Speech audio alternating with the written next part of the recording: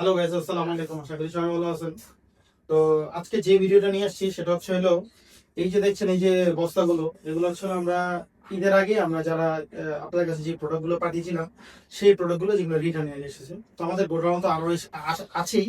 তো আজকে আমি কিছু প্রোডাক্ট আপনাদের দেখানোর জন্য নিয়ে আসছি যে এই পরিমাণ প্রোডাক্ট যদি আপনারা দেখেন, এই পরিমাণ প্রোডাক্ট যদি আপনারা রিটার্ন করেন তাহলে কেমন হয় বলেন তো?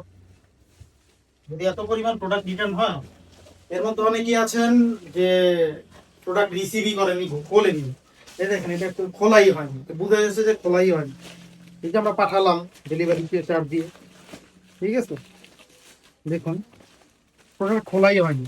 তো আপনারা যে অর্ডার করেন খালি তো বলেন যে ব্যবসা করলে হয়তো বা লাভ প্রফিট, খোলেই নেই, কিন্তু প্রোডাক্ট কিন্তু অর্ডার করেছে, ঠিক আছে। এইটা হচ্ছে হলো কথা, আরো তো আছেই।